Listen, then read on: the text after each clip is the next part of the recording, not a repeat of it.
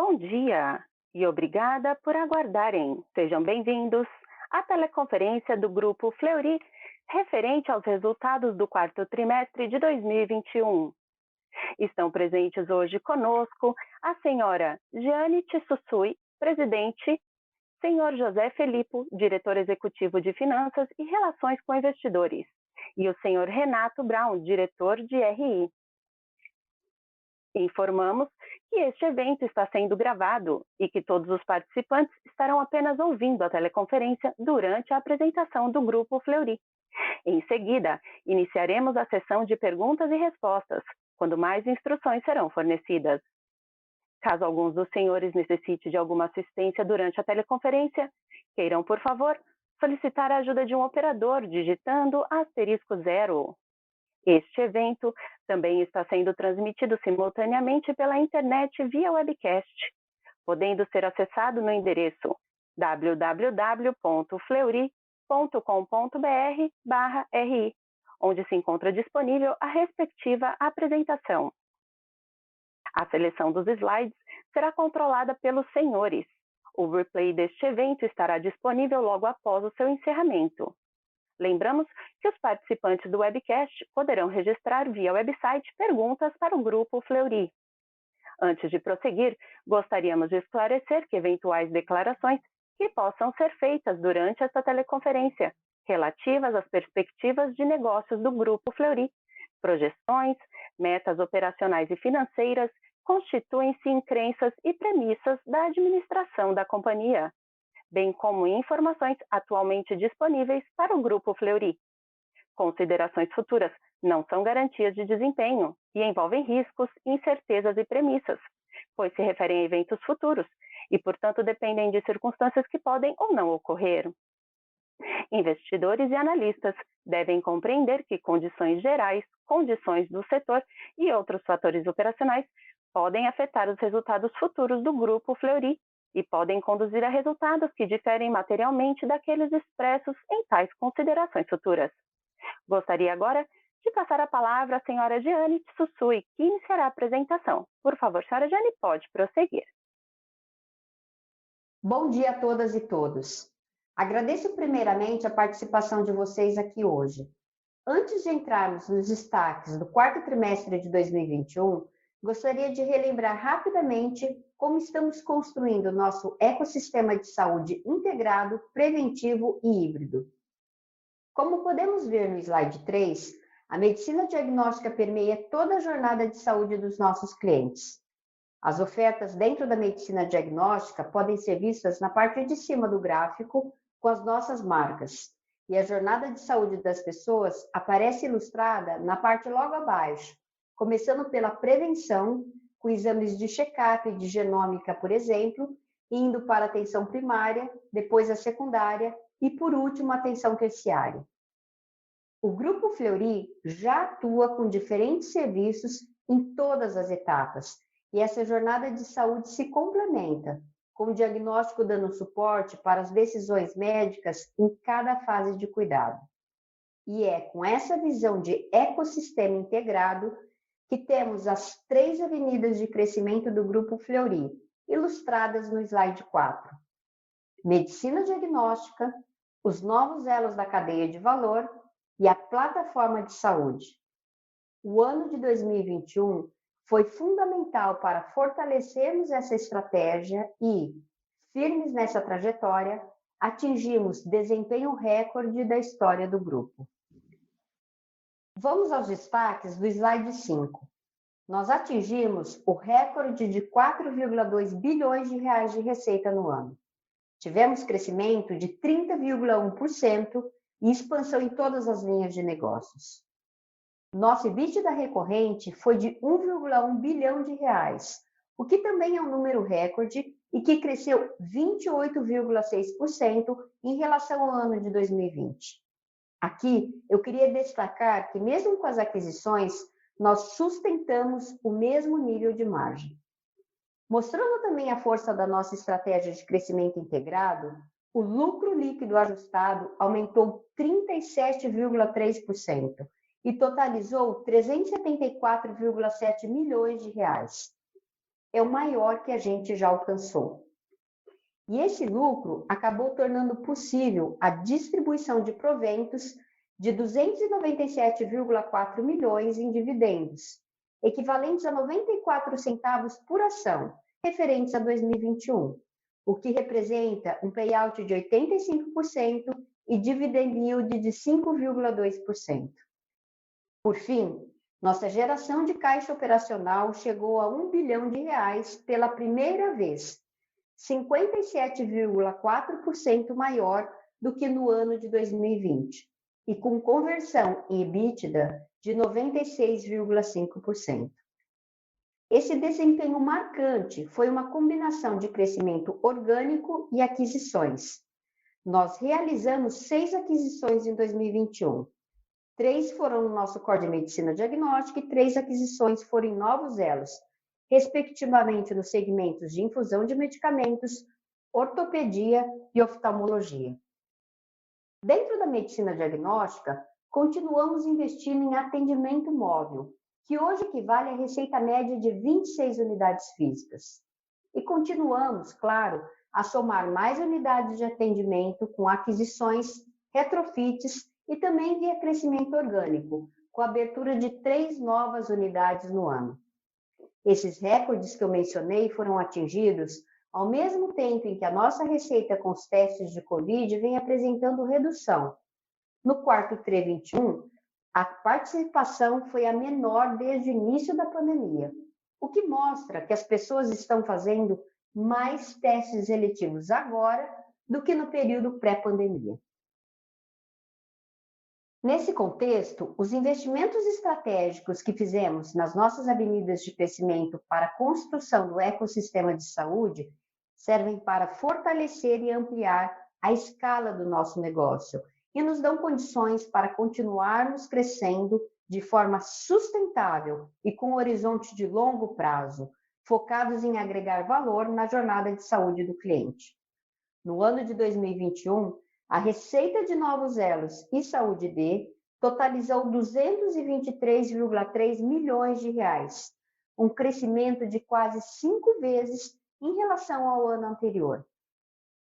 Antes de entrarmos no detalhamento dos resultados financeiros, é importante ressaltar que 2021 também foi um ano de destaque na agenda ESG, onde seguimos avançando com melhorias na nossa governança corporativa, dentre elas, o aumento do número de membros independentes no Conselho de Administração, com participação de 2 mulheres. Criamos também o Comitê ESG, coordenado pelo presidente do Conselho de Administração, e a Comissão de Cultura Médica, que tem como objetivo promover, difundir e aprimorar a cultura médica e de saúde da companhia. É assim que vamos poder assegurar a qualidade no atendimento e a segurança dos pacientes. Em resumo, um ano de desafios e de conquistas significativas. Eu passo agora a palavra ao José Filippo, diretor executivo de Finanças e Relações com Investidores, que dará seguimento ao detalhamento de nossos resultados. Obrigado, Jeane, e bom dia a todos. Seguirei agora com a apresentação trazendo os resultados financeiros do quarto trimestre e ano de 2021. No slide 6, podemos ver que o ano de 2021, a receita bruta consolidada totalizou 4,2 bilhões de reais, com crescimento de 30,1% em relação ao ano anterior. Se descontarmos os efeitos dos testes de Covid, este crescimento sobe para 32,9%. Continuamos a expansão do atendimento móvel em todas as marcas, com a adição de novas rotas logísticas. O atendimento móvel representa 7,4% da receita bruta do ano, o equivalente à receita média de 26 unidades físicas. No quarto trimestre de 2021, a receita bruta total atingiu 1,1 bilhão de reais, com crescimento de 9,5% em relação ao mesmo período do ano 2020. Nota-se que os testes de Covid continuaram diminuindo em representatividade na receita bruta total, conforme veremos a seguir. E vale lembrar que o trimestre foi impactado pela base de comparação, dado que o quarto trimestre de 2020 foi atípico em termos de sazonalidade, beneficiado pela retomada de procedimentos eletivos que estavam represados. No slide 7, Vemos a participação dos testes de Covid na receita bruta desde o início da pandemia. No quarto trimestre de 2021, os testes de Covid corresponderam a 5,7% do total da receita, ante 11,1% no mesmo período de 2020.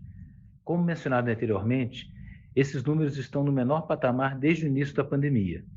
A participação desses exames no quarto trimestre de 2021 nas unidades de atendimento foi de 4,1% e no B2B de 6,2%. Indo para o próximo slide, slide 8, em 2021, a receita bruta das unidades de atendimento apresentou crescimento de 25% em relação ao ano anterior, atingindo 3,3 bilhões de reais. Se considerarmos somente o crescimento orgânico, o aumento da receita bruta das unidades de atendimento foi de 23,9%, demonstrando a força da medicina diagnóstica em todas as nossas marcas. No quarto trimestre de 2021, a receita bruta apresentou crescimento de 3,7% em relação ao mesmo período de 2020, atingindo 841,5 milhões de reais. No ano, adicionamos 40 unidades de atendimento por meio de aquisições, abrimos 3 novas e fizemos o retrofit de 14 unidades. Também continuamos a expansão do atendimento móvel que, como já dito, equivale hoje à receita média de 26 unidades físicas. Seguindo para os resultados de novos elos e plataforma de saúde no slide 9, podemos ver que juntos os negócios cresceram aproximadamente 5 vezes, tanto no ano como no quarto trimestre de 2021. O segmento de novos elos foi impulsionado pelas aquisições realizadas em 2021, além dos serviços já existentes. Já a plataforma de saúde, que ainda está em fase de desenvolvimento, teve crescimento orgânico de 38,2% em 2021 e de 13,4% no quarto trimestre de 2021, incluindo mais de 915 mil teleconsultas médicas realizadas. No ano de 2021, a receita bruta oriunda dos novos elos e plataforma de saúde totalizou 223,3 milhões de reais, com crescimento de 450,6% em relação ao ano anterior. No quarto trimestre de 2021, a receita bruta total atingiu 81,7 milhões de reais, com crescimento de 492,9%, representando 7,5% da receita bruta do grupo. No slide 10, podemos ver que em 2021, os custos representaram 70,9% da receita líquida, com redução de 185 basis points. No quarto trimestre de 2021, os custos representaram 73%. Isso constitui um aumento de 601 basis points e um crescimento de 19,5%, impactado principalmente pela forte base de comparação com o mesmo período de 2020. Vale lembrar que o quarto trimestre de 2020, como já dito, se beneficiou pontualmente pelo plano de contingência de custos e despesas para mitigar efeitos da pandemia e pela forte retomada dos exames que afetou a sazonalidade típica do trimestre. Indo para o slide 11, em 2021, as despesas se mantiveram no mesmo patamar do ano anterior em relação à receita líquida. As despesas operacionais recorrentes alcançaram 424,8 milhões de reais e representaram 11% da receita líquida, contra 10,8% em 2020, um aumento apenas de 18 basis points. Destaque aqui para o efeito de despesas não recorrentes no montante de 34,8 milhões de reais, relacionadas principalmente ao incidente cibernético, além de despesas com aquisições de empresas e reestruturação organizacional. No quarto trimestre de 2021, as despesas operacionais representaram 12,5% da receita líquida, 211 basis points a mais que em 2020. Também aqui destacamos o efeito das receitas não recorrentes líquidas de 6,8 milhões de reais, principalmente pelo provisionamento do ressarcimento do seguro do incidente cibernético. No slide 12, destaca-se o crescimento de 28,6% do EBITDA recorrente em 2021, que alcançou 1,1 bilhão de reais, com margem de 28,2%. Esse resultado positivo é explicado pela retomada dos exames eletivos, refletindo no crescimento de receita e pela produtividade registrada no período. No quarto trimestre de 2021, o EBITDA recorrente foi de 255,4 milhões de reais, com redução de 17,2% em comparação com o quarto trimestre de 2020 e margem de 25,1%. De novo, essa redução é consequência da sazonalidade atípica ocorrida no quarto trimestre de 2020. No slide 13, destacamos o lucro líquido ajustado, que no ano totalizou 374,7 milhões de reais, um crescimento de 37,3% em relação a 2020, com margem líquida ajustada de 9,7%, 49 basis points acima do ano anterior. Já no quarto trimestre de 2021, o lucro líquido ajustado alcançou 66 milhões de reais, com contração de 57,6% em relação ao ano anterior e margem líquida ajustada de 6,5%. A redução refletiu o menor EBITDA e o aumento das despesas financeiras em decorrência da variação da dívida líquida e da taxa de juros no período. Na próxima página, slide 14, em 2021, a geração de caixa operacional atingiu o recorde de 1 bilhão de reais, com aumento de 57,4% em relação ao ano 2020 e conversão de EBITDA de 96,5%.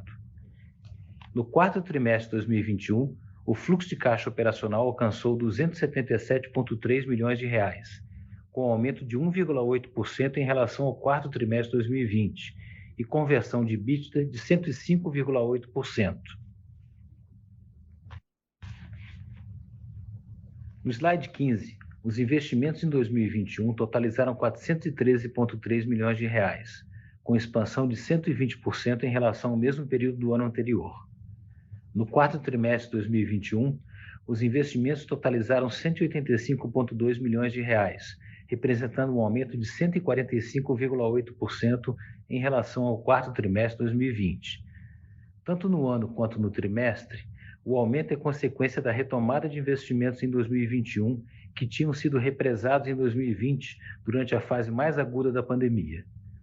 Destaque para os investimentos em TI e Digital, representando 39,4% do total investido em 2021, focado na contínua expansão da estratégia de digitalização e infraestrutura de TI do grupo. Indo para o slide 16, endividamento, a dívida bruta alcançou 2,3 bilhões de reais ao final do ano de 2021, com crescimento de 12,9% no período. No ano, amortizamos 400 milhões de reais de debêntures, 387,8 milhões de reais de notas promissórias e 27 milhões de reais referentes a outros financiamentos. A dívida líquida em 31 de dezembro era de 1,4 bilhão de reais, com aumento de 56,6% em relação ao ano anterior, após as aquisições e investimentos realizados. Ao final do ano, a relação da dívida líquida e EBITDA representava 1,3 vezes, contra 1,1 vez em 2020, abaixo do limite de 3 vezes estabelecido em instrumentos de dívida existentes. Importante destacar a efetivação da primeira emissão de debêntures de uma empresa do setor de saúde no Brasil com metas atreladas ao desempenho ESG, no valor de 1 bilhão de reais, concluída em julho de 2021. Indo para o slide 17, o retorno sobre o capital investido, ROIC, sem o efeito do ágio, atingiu 44,4% no quarto trimestre de 2021, aumento de 844 basis points em comparação com o mesmo período do ano de 2020. No acompanhamento do NPS, Net Promoter Score, o indicador consolidado representou 70,6%, 20 basis points acima do quarto trimestre de 2020.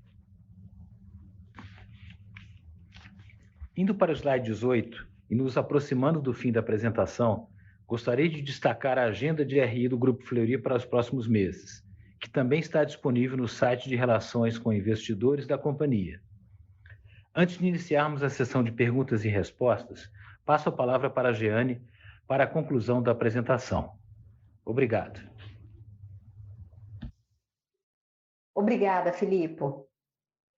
Terminamos o ano de 2021 ainda mais fortes, graças aos 13 mil colaboradores e 3 mil médicos que se dedicaram intensamente à saúde e bem-estar dos nossos clientes. Agradecemos não só o trabalho das equipes, mas também a confiança que os clientes e parceiros do Grupo Fleury depositaram em nós ao longo do ano. O trabalho desse time é essencial para que as marcas do Grupo Fleury continuem sendo referências de saúde no país.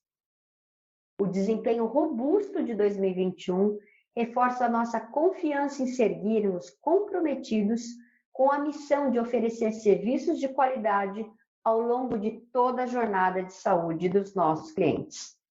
Muito obrigada. Ficamos agora à disposição para a sessão de perguntas e respostas. Com licença, senhoras e senhores, iniciaremos agora a sessão de perguntas e respostas. Para fazer uma pergunta, por favor, digitem *1. Para retirar a pergunta da lista, digitem *2. E nossa primeira pergunta vem de Maurício Cepeda, Credit Suisse. Oi, pessoal, bom dia. Obrigado pelo espaço aqui na conferência. Eu tenho duas perguntas, né? A primeira sobre a questão do diagnóstico de imagem. A gente vê que vocês tiveram uma recuperação bastante forte versus 2020, mas comparando com 2019, ainda é um percentual relativamente pequeno, 7% fez a base de 2019. Então, minha pergunta é se isso é algum tipo, pode ser visto como uma proxy de utilização, ou seja, ainda falta um pouco, né, de ocupação das unidades. E a parte da Covid em si, o que levou uma melhoria tão forte nas análises clínicas quando comparado com imagem? E a minha segunda pergunta é um pouco sobre a questão de eficiência de custos. A gente vê que vocês têm expandido menos o espaço físico, né, e inclusive o custo de pessoal comparado ao pré-pandemia está relativamente bom. Então, o que vocês têm feito em termos de melhor aproveitamento do espaço físico, de melhor eficiência operacional? Como que a gente poderia esperar isso para frente? Muito obrigado. Oi, Cepeda, desculpa. Nós tivemos aqui uma pequena falha técnica, mas só para a gente retomar, nós temos, então, uma evolução muito forte do atendimento móvel, então o crescimento de análises clínicas foi muito significativo, e com relação à imagem, nós sim acreditamos que aos poucos nós teremos mais recuperação dos exames de imagem. O crescimento foi significativo, 28%, o ano de 21 nós tivemos um pequeno impacto no segundo TRI, mas a gente já vê uma recuperação agora, atualmente. Com relação à eficiência de custos, você tem razão, Cepeda. Quando a gente olha a nossa relação de custo de pessoas em relação à receita líquida, comparando com o ano de 2019, que eu diria que é um ano um pouco mais regular, o 20 teve toda a flutuação de sazonalidade, nós vemos que esse custo percentual, ele se mantém, o que mostra uma eficiência. Aqui nós temos dois fatores. Primeiro, nós trabalhamos com eficiência operacional o tempo inteiro.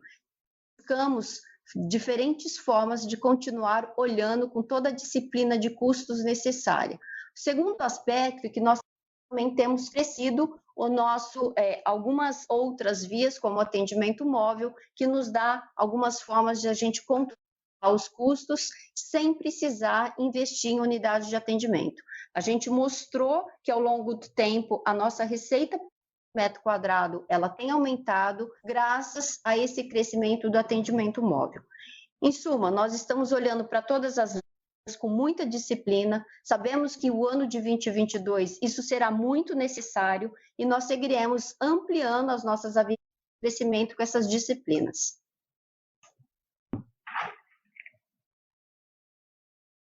E essa disciplina de custo seria suficiente para lidar com esses novos negócios que, em tese, são mais mão de obra intensiva? Excelente pergunta, Cepeda. Nós sabemos que nós estamos crescendo com um mix em termos de negócios. Hoje, novos elos, plataforma de saúde significam já 7,5% da nossa no último trimestre. Quando a gente olha o ano, nós sabemos que a gente está com 5,4% da receita total. A estrutura de custos dos novos elos, ela é um pouco diferente dos negócios de medicina diagnóstica. O que nós temos é, ao longo do tempo, mantido o ganho de sinergia para manter as nossas margens no negócio de medicina diagnóstica. Inclusive, essas aquisições em medicina diagnóstica, onde recentes, né, PRET, Bioclínico, agora anunciamos Magalhães, estamos aguardando o CAD, mas isso nos dá oportunidades de captura de sinergia, ao mesmo tempo que a gente traz outros serviços com uma estrutura de custo um pouco diferente. Nós vimos, por exemplo, na linha de materiais, um aumento aos medicamentos da infusão do CIP, do Centro de Infusões Pacaembu. Então, ao longo do tempo, o que nós buscamos é um balanço saudável. Vamos continuar crescendo, este é o nosso foco, crescimento orgânico e por aquisições, e manter uma disciplina de custos que nos dê margens saudáveis. Mas o nosso foco principal é manter o crescimento, construção de uma jornada cuidado. Claro que com isso a gente tem mais força de relacionamento com as operadoras e nós temos uma estratégia bem definida e nós vamos seguir firmes na execução dessa estratégia.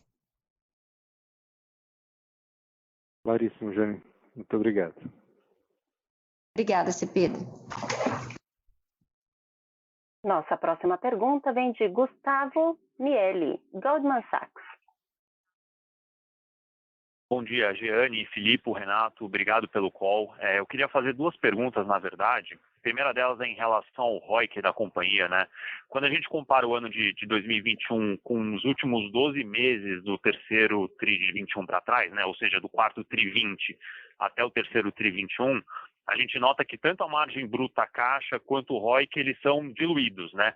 Faz sentido, dado que a performance do quarto TRI 20, como vocês já falaram, foi positivamente atípica. Mas o que chama atenção nessa análise é que, aparentemente, o ROIC cai menos do que a margem bruta caixa. O que é curioso, né? Dado que agora no quarto TRI de 2021 vocês tiveram um CAPEX não recorrente alto, como vocês também mencionaram. Eu queria saber só se vocês poderiam dividir com a gente se existe algum benefício pontual no ROIC da companhia agora nesse trimestre que talvez a gente não esteja enxergando, né? Até seria legal a gente entender um pouco o que é o impacto dos novos elos na ótica de ROIC, se é uma diluição talvez um pouco maior em ROIC do que é em margem bruta, né, até por conta de uma pressão de custo que você vai ter integrando esses ativos, ou se é o contrário, né, e o que a gente pode pensar de nível normalizado de ROIC para frente. Então, essa seria a minha primeira pergunta. E a minha segunda é um pouco mais sobre os novos elos na ótica de negociação com as fontes pagadoras, né? Como estão as conversas com os planos de saúde para amadurecimento desses novos ativos que estão entrando na base, só para a gente entender um pouco se isso altera o mix de parceiros da companhia. Então seria isso, pessoal. Dinâmica de ROIC, primeira pergunta, e a segunda, relacionamento com as fontes pagadoras. Muito obrigado. Bom, Miele, bom dia, obrigado pela pergunta. Vamos começar do ROIC. O que acontece nessa dinâmica do ROIC é que a gente utiliza os last 12 months, né? Quer dizer, ele faz um rolling aqui. Então, quer dizer, quando a gente vê o desenho do gráfico que a gente apresentou, ele tem claramente a exclusão, quando você pega os 12 meses, do segundo trimestre de 2020, né, que foi um trimestre muito ruim. Então, isso gera algum tipo de movimento, vamos assim dizer, no gráfico. Então, tem a ver com isso, algumas dessas situações. Ele vai se normalizando, eu diria, porque quando você vai adicionando novos trimestres, a gente usa sempre, de novo, repetindo, a base, né, ela não é pontual, ela olha sempre os 12 meses anteriores do NOPAT e pega também o capital empregado como uma média desse período, né? Por isso que essa relação ela acaba sendo atenuada. Então, isso explica um pouco dos movimentos. No entanto, a inclusão e exclusão do segundo trimestre, ela, pela relevância que foi um trimestre negativo de NOPAT, né? Ele acaba gerando alguma deformação no gráfico do comentário. Do que diz respeito ao olhando para frente, novos elos, a influência disso, o que a gente pode imaginar? Uma forma, como nós pegamos a média do capital empregado olhando para trás, dos trimestres, ela é sempre diluída por esse efeito. o que é saudável porque ela vai combinando a transformação dos novos negócios aqui, né? Agora, ele vai ser influência aqui exatamente do ganho de eficiência, da incorporação, do crescimento da margem, da incorporação desses negócios. Então, não dá para a gente imaginar necessariamente que isso vai influenciar ou negativamente ou positivamente. Eu diria que ele vai acabar sendo combinado com a situação existente, a companhia ficar praticamente com menos influência. É lógico que a gente já falou alguma vez, vale sempre lembrar que novos elos, estruturalmente, trazem uma margem menor do que diagnóstico. Então, nessa situação, eles acabam contribuindo menos para o NOPAT na proporção, certo?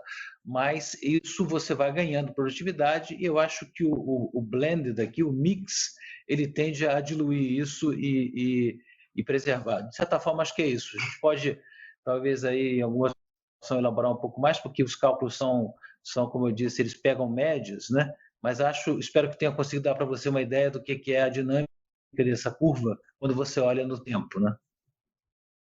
Tá claro aqui, Filipe. Eu acho que é só legal reiterar que assim essa comparação, acho que ela já é na mesma base, né? Sempre olhando o 2021 contra o 12 meses, né? Quarto tri 20 até terceiro tri de 21. Então, eu acho que aqui a gente estaria olhando assim banana com banana, mas tá claro, assim, eu acho que é uma questão aqui que, pelo que você explicou, talvez o impacto, vamos chamar de maligno, acho que é um termo até um pouco exagerado, mas acho que o impacto dilutivo aqui em ROIC que a gente teria dos novos elos, pelo menos no curto prazo, ele é menos impactante do que o impacto em margem, né? Talvez a gente veja uma pressãozinha em margem com um amadurecimento desses novos elos um pouco maior do que em ROIC. Então, acho que está clara a mensagem de que esse número deve normalizar, era mais para entender isso. E aí, acho que só sobre a... Pode falar, desculpa, perdão. Não, só antes de eu passar para a segunda pergunta, só para reforçar nisso, quer dizer, os novos elos, eles se constituem aqui via aquisição, né? No primeiro momento, eles vão orgânico, mas nós também temos aquisições diagnósticas, né? Que trazem margens boas também. Então, acho que nós estamos com uma combinação de adição das aquisições também boa, que pode explicar essa situação da tendência do ROI que a gente falou, né? Maravilha, Filipe, ficou super claro. E aí, só sobre o ponto das fontes pagadoras, por gentileza? Você pode repetir a pergunta que a gente não conseguiu ouvir direito, Miele, por gentileza?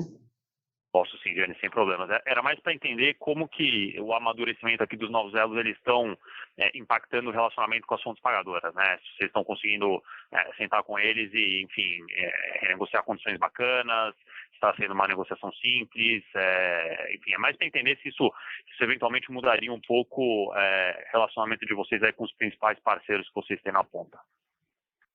Perfeito, Miele. Miele, quando a gente olha hoje o desafio do sistema de saúde, nós sabemos que nós precisamos de mais soluções. Então, nós temos uma tendência aqui de envelhecimento populacional, aumento de doenças crônicas, e o fato da gente criar essas soluções integradas, ou seja, quando a gente olha para esses novos elos e eu adiciono consultas, diagnóstico, o tratamento, com o ambiente ambulatorial olhando para o desfecho, nós temos dois fatores principais. Um fator que é qualquer desperdício e melhora do desfecho para o paciente. E segundo, sim, nós temos um benefício no relacionamento com as operadoras, que também estão buscando ativamente soluções. Então, na nossa visão, a construção desse ecossistema, eles têm alguns aspectos relacionados ao próprio fato da gente conseguir capturar, manter o cliente conosco e trazer, inclusive, receita de medicina diagnóstica. A gente acabou de falar um pouco sobre as margens um pouco menores dos novos elos, mas eu chamo a atenção que quando você faz a combinação, os novos elos ajudam no crescimento de medicina diagnóstica, que tem uma margem um pouquinho maior. Então, esse mix ele fica muito saudável. E o segundo, que sem dúvida nenhuma, a gente tem fortalecido o nosso relacionamento com as operadoras, e essas soluções estão sendo muito bem recebidas pelas operadoras, principalmente existe uma lógica de sistema de você fazer um tratamento, claro, com adequação, mais ambulatorial. A gente cita algumas especialidades onde são ambulatorial, nos ESCs, eles têm uma redução de custo, um melhor desfecho e uma melhor experiência para o paciente. Então, nós estamos muito firmes nessa estratégia de ampliar a nossa atuação, indo além da medicina diagnóstica e, principalmente, fortalecendo o nosso relacionamento com as operadoras. Muito claro, Jeane. Super obrigado. Obrigada, Miele. Nossa próxima pergunta vem de Renan Prata, Citibank. Oi, bom dia, pessoal. Obrigado por ter pegado minha pergunta. Eu acho que aqui é bem rápido do nosso lado. É só para entender um pouco mais como que a gente deve pensar esse nível de CAPEX, né? Vocês comentaram que esse ano foi uma retomada dos investimentos de 2020 que ficaram represados dada a pandemia, mas o que a gente pode esperar para esse ano de 2022 em relação a CAPEX? E acho que só uma outra aqui é em relação à alocação de capital, né? Assim, a gente vê que o balanço está bem confortável, o Covenant ainda está bem abaixo do Covenant. Então, se a gente pode esperar aí algum movimento mais agressivo na cadeia ou dando continuidade no crescimento de novos elos com aquisições. É isso, pessoal. Obrigado. Obrigado pela pergunta. Então, vamos lá. Em relação ao CAPEX, a gente colocou, lá, inclusive no material, da diferença entre 2020 e 2021 por conta das retenções que fizemos, privilegiar a Caixa, né? De uma maneira geral foi muito claro isso e acertado, e depois houve uma retomada com carry-over de coisas que aconteceram em 2020 que não puderam ser executadas. Então, eu acho que talvez se nós fizermos uma média dos 2 anos e olhar para frente, embora a gente não tenha dado nenhuma indicação formal sobre isso, mas acho que uma referência razoável que a gente possa imaginar para frente, tá? Então seria aí o que seria equivalente a 2 anos normalizado. Eu acho que isso pode ser uma forma de você olhar para frente. Em relação à estrutura de capital, a gente tem uma ação muito grande em acompanhar.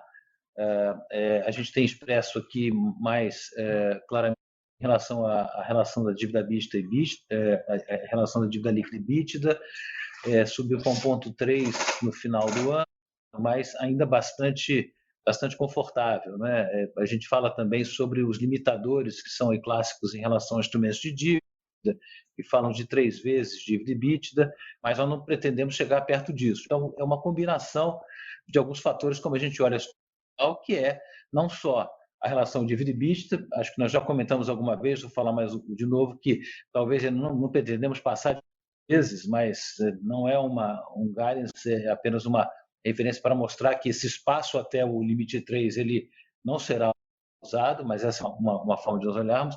Outro aspecto importante na estrutura de capital é o prazo médio da dívida também, que está bem confortável. Nossa dívida ela é diluída, né? Nós aumentamos a dívida bruta um pouco, mas a dívida líquida por conta das aquisições e investimentos, naturalmente, mas a dívida que ficou por conta disso, ela está bem distribuída ao longo dos anos. Então, ela não tem uma concentração e um custo bastante competitivo e compatível com o risco Fleury. Então, acho que de uma maneira geral é assim que a gente vê. Em termos de oportunidades de utilização da estrutura de capital como fonte para aquisição, obviamente que nós podemos usar dívida para fazer isso, dentro desses parâmetros que eu descrevi. A geração própria de caixa também ajuda, né? E gerenciar o pipeline que nós hoje analisamos, e tem que, obviamente, com a disciplina de sempre, né? Quer dizer, sempre analisando aí os retornos e as possibilidades. Então, acho que essa combinação é como a gente poderia ver a gestão dessa estrutura de capital relacionada ao crescimento futuro, né? Tá ótimo, pessoal. Obrigado. Com licença, lembrando que para fazer perguntas, basta digitar *1. E nossa próxima pergunta vem de Joseph Giordano, Banco JP Morgan. Olá, bom dia Jeane, bom dia Zé Filipe, obrigado por pegar minha pergunta. Eu queria explorar um pouquinho, talvez assim, olhando um pouco para frente, a dinâmica de mercado, né? A gente tem tem visto algumas mudanças, alguns grandes M&As acontecendo no setor.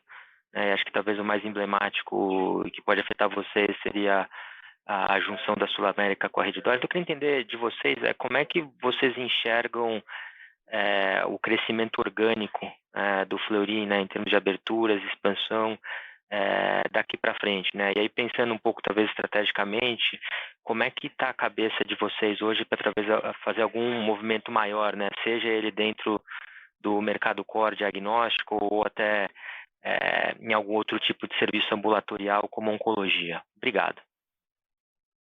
Obrigada, Joseph, pela pergunta. Com relação à dinâmica de mercado, a gente sim acompanhar e visto que o mercado está fazendo grandes movimentos, especificamente com relação à questão de Redditor com Sul América, a gente gostaria de trazer aqui alguns aspectos de análise. Primeiro, a gente acredita muito que num sistema completo da saúde não existe um modelo único. Claro que você tem um modelo das verticalizadas para um determinado segmento da população, mas também a gente tem alguns segmentos onde o paciente tem e quer a opção de escolha. E a gente vê que, na verdade, o que está acontecendo é a formação de ecossistemas. A própria Redditor com Sul América, eles declaram que eles permanecerão independentes, mas existe a possibilidade de você ter uma reorganização do sistema de saúde, com a formação de ecossistemas, onde você consegue fazer maior integração, principalmente da informação do paciente, para um melhor cuidado integrado da saúde. Essa é exatamente a nossa tese. O que nós estamos fazendo é a construção de um ecossistema, talvez partindo mais do lado ambulatorial, preventivo, gestão de saúde, manter esse indivíduo saudável, mas também ampliando a nossa atuação para fazer atenção primária, telemedicina, atenção secundária ambulatorial, hospital dia. Então, na nossa visão, existe uma reorganização do sistema com alguns movimentos e claro que nós estamos muito ativos com relação não só aos nossos M&As, mas também com relação às nossas integradas. O nosso crescimento orgânico, Joseph, a gente colocou aqui no ano de 21, 24% de crescimento ex-M&A. Eu gostaria de lembrar que no ano de 21, se a gente tira toda a receita de Covid, o crescimento, na verdade, não é tão recorrente, né? 9,3% da receita em 20, 7,3% da receita de 21 veio de Covid. Quando a gente exclui esses dois fatores, M&A e Covid, nós temos um crescimento orgânico de 25,8% em relação ao ano de 2020. Então, mostra que a nossa estratégia de ampliar serviços, então, só de novos produtos e serviços, a gente lançou 430 no ano de 2021, ampliar a rota de imóvel, também ampliar uma série de outras soluções para o cliente, ela vem se mostrando vencedora. A gente, em termos de crescimento orgânico, a gente ampliou 3 unidades de atendimento, fez retrofit em 14, oferecendo mais serviços por metro quadrado. Isso realmente resultou num aumento da nossa receita por metro quadrado, claro que tem um móvel,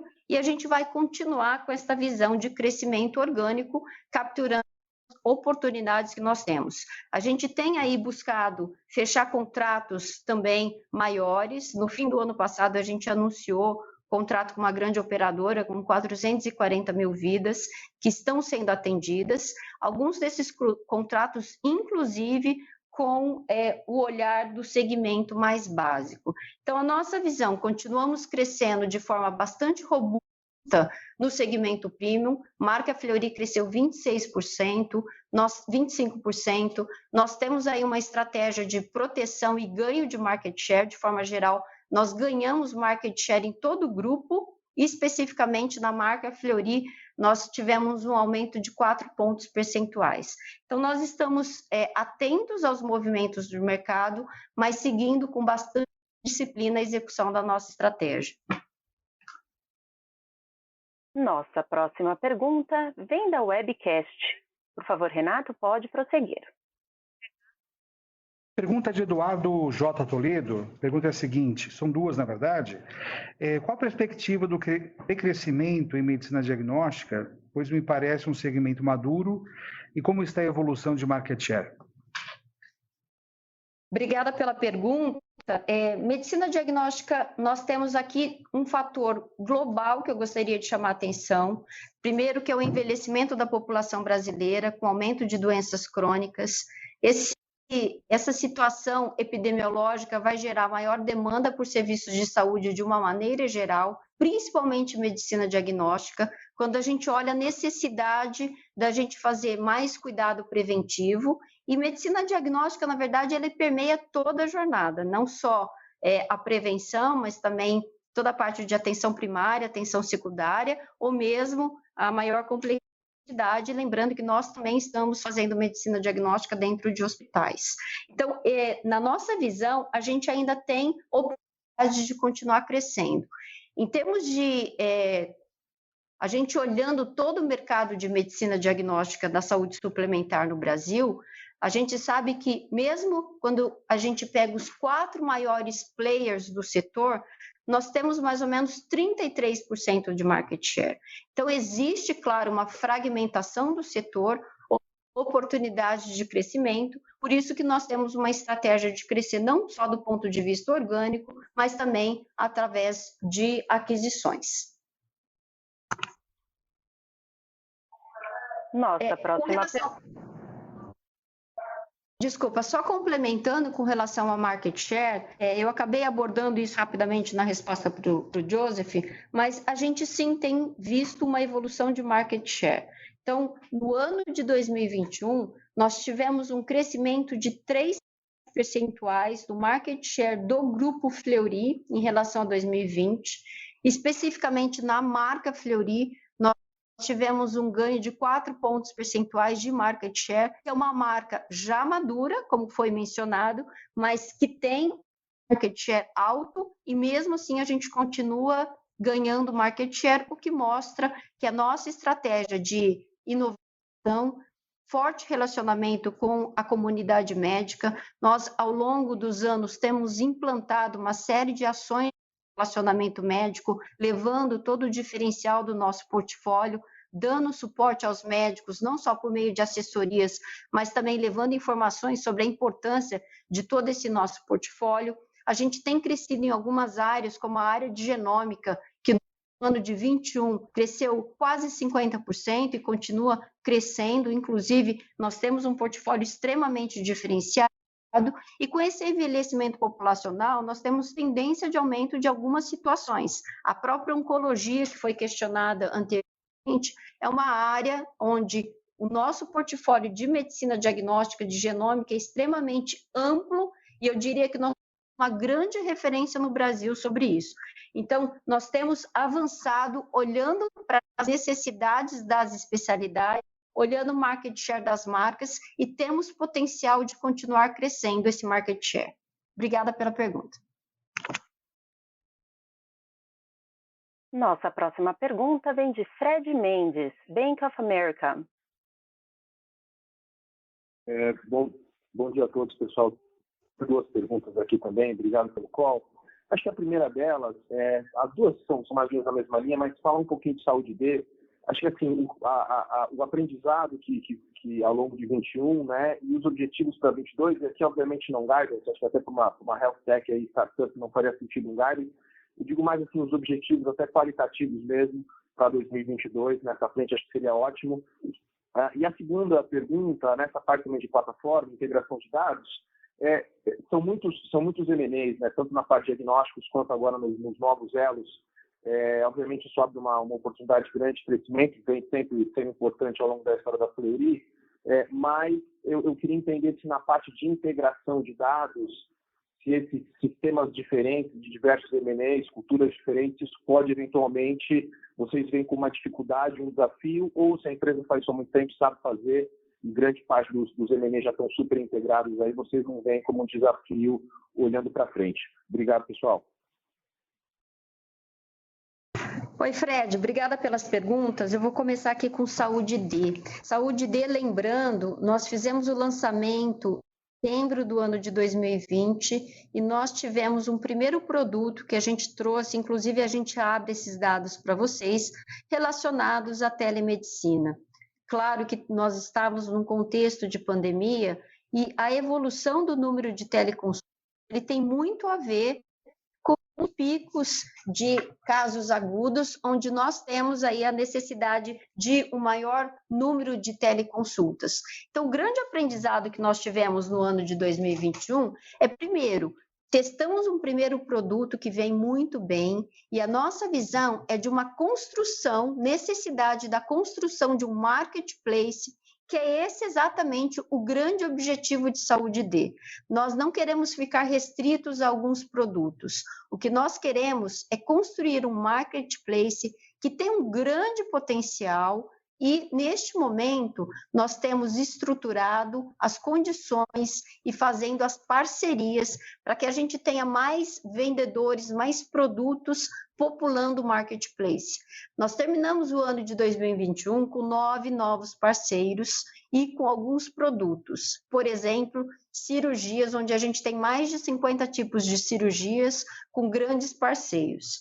O que nós temos de aprendizado ou objetivo para 2022 é a gente continuar perseguindo esta visão de marketplace, colocando esses produtos para que a gente, ao longo do tempo, consiga atingir uma fase de hypergrowth.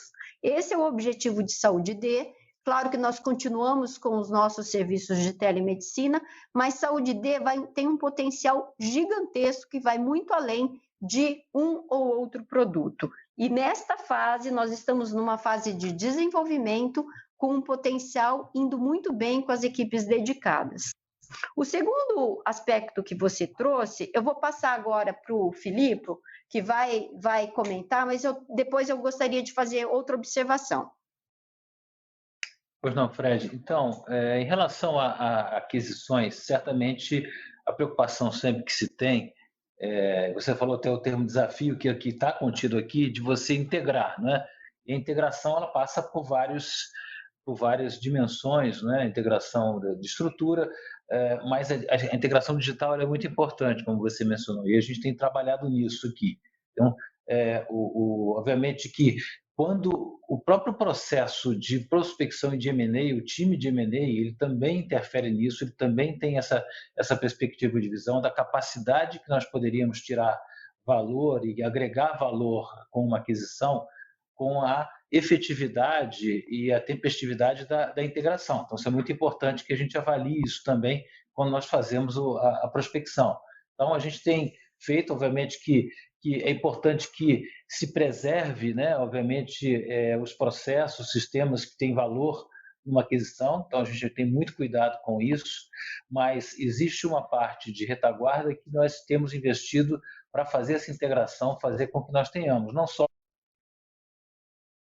ciência na própria gestão, como também de fazer a garantir que as informações são consistentes e possam ser absorvidas de uma maneira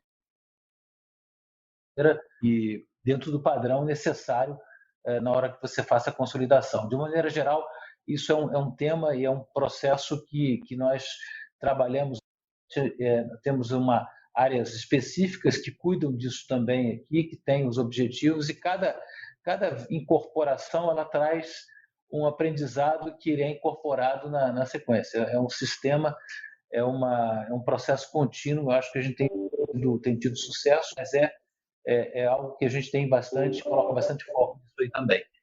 Eu devolvo para a Jenny, por favor, para complementar. Obrigada, Filipe. Só complementando então, Fred, acho que nós temos aqui um potencial muito grande com relação à utilização dos dados e já estruturamos times internos de cientistas de dados, as integrações de análises clínicas e de imagem, ou seja, de integrações de ativos de medicina diagnóstica, nós hoje já temos um processo muito bem estabelecido, conseguimos fazer isso rapidamente, como o Filipe colocou, e conseguimos trazer esses dados para uma mesma base. As integrações com relação a novos elos, elas também são importantes, considerando, claro, que ao longo do tempo, a jornada integrada vai nos dar a possibilidade de olhar para desfecho, olhar o fim a fim do cuidado e utilizar esses dados para fazer gestão de saúde populacional. Nós temos esse objetivo, nós sabemos que temos que olhar com cuidado a questão de LGPD. Hoje, os times já começam a trabalhar e tirar uma série de informações que são bastante interessantes e, ao longo do tempo, a gente vê isso como um grande potencial, dado a nossa estratégia de integração de jornada. Estamos atentos às questões regulatórias, temos, claro, o desafio de conseguir fazer isso num nível que dê, ao mesmo tempo, autonomia para os elos para continuar crescendo, mas nós sabemos que, em termos de dados, de informações, as integrações são muito importantes e nós, no momento correto, traremos todas essas questões para vocês com relação ao potencial de fazer Population Health Management com os dados de uma maneira geral. Perfeito, Giane. Muito obrigado. Obrigado, Felipe. Novamente, lembrando que para fazer perguntas, basta digitar *1. E nossa próxima pergunta vem de Vinícius Ribeiro, UBS. Pessoal, bom dia ou boa tarde agora já a todos. Obrigado por pegarem a pergunta. São duas aqui do nosso lado. A primeira é um pouco, eles comentaram um pouco sobre a questão das margens, né, e as várias partes aí que tem impacto. E se a gente pudesse entender uma questão bem específica, né, quando a gente pensa em novos elos de saúde D, a gente entende que tem uma questão de ganho de escala, sinergia e um benefício eventual cruzado para a parte de diagnóstico. Mas como que a gente deveria pensar na dinâmica de margem durante esses próximos anos, né? Assim, faz sentido a gente imaginar que essas partes positivas já são suficientes para eventualmente mitigar alguma pressão de estabilidade agora no curto prazo, ou num cenário um pouco mais normalizado a gente deveria esperar uma estabilidade ou até uma pressão? E a segunda pergunta, até uma pergunta semelhante à que já foi feita antes, sobre essas operações de M&A e de consolidação que aconteceram no setor, né, que até como a Jane comentou, que fomentam a criação de sistemas, ecossistemas, né, de arranjos mais fechados. Assim, pensando um pouco para a parte do B2B do Saúde D, né, que tem um pouco da interoperabilidade, de ser uma estratégia de plataforma para tentar coordenar as informações da cadeia como um todo. O movimento dessa magnitude muda de alguma maneira a estratégia de vocês? Muda de alguma maneira a visão que vocês têm a respeito do potencial que essa parte específica do Saúde D tem? É isso. Muito obrigado, pessoal. Obrigada, Vinícius, pelas perguntas. Primeiro, com relação às margens dos novos elos, ou mesmo de saúde D, o que a gente vê é um processo de amadurecimento. A gente nem abre essas margens agora, nós sabemos que estruturalmente elas têm margens um pouco menores do que a medicina diagnóstica, mas a gente tem reforçado a visão de ecossistema. Ou seja, quando você traz esses novos elos, você sim tem ao longo do tempo uma possibilidade de ganhar sinergia entre esses elos e principalmente de ter um ganho potencial em todo o ecossistema. A gente reforça que algumas especialidades a gente consegue capturar, por exemplo, mais receita em medicina diagnóstica e mais do que isso, oferecer ao paciente um cuidado muito mais rápido, integrado e resolutivo. Então, como nós vamos olhar para isso daqui para frente? Primeiro, medicina diagnóstica vem crescendo e vem crescendo numa velocidade boa, como a gente mostrou, ao mesmo tempo que você começa a ter uma participação, agora no último TRI, de 7,5% de novos elos, que ainda não causa um grande distúrbio com relação ao mix de Vinícius, desculpa, eu vou começar aqui do começo, porque eu acho que teve interferência. O que nós temos com relação às margens de novos elos e saúde D é que ao longo do tempo, sim, nós vamos ganhar escala, esses negócios são novos, representaram no ano de 21 5,4% da receita, no último TRI já representou 7,5%, mas a gente sabe que ao longo do tempo a gente tem a oportunidade de capturar mais sinergia. Eu chamo a atenção com relação à visão de ecossistema. A partir do momento que você cria outros serviços, olhando para a jornada do paciente, você traz receita de medicina diagnóstica, isso é muito saudável, e você resolve o problema de saúde do paciente olhando o desfecho. Então, ao longo do tempo, eu gostaria de lembrá-los que nós vamos continuar crescendo em medicina diagnóstica, assim como nós vamos crescer em outras especialidades, trazendo mais receita para novos elos de saúde D. A nossa visão, ela continua sendo um foco grande no crescimento, na construção do ecossistema, em aumentar o da total do grupo, e o mix disso, ele deve atingir um estágio de maior estabilidade. Na fase inicial, em geral, você tem umas margens estruturalmente menores, e ao longo do tempo, o ganho de sinergia vai fazer com que você tenha um aumento gradual de margens. Com relação à sua questão de formação de ecossistemas e impacto em saúde D, a nossa visão é exatamente o contrário. O fato de saúde D se propor a fazer uma conexão de integração digital da jornada do paciente, inclusive colocando para a plataforma diferentes players, não precisa necessariamente ser do mesmo grupo ou ser players de um ecossistema único, a intersecção disso nos leva a um potencial exponencial de crescimento. A proposta de saúde D é fazer uma oferta integrada, conectando diferentes players e fazer coordenação para o indivíduo.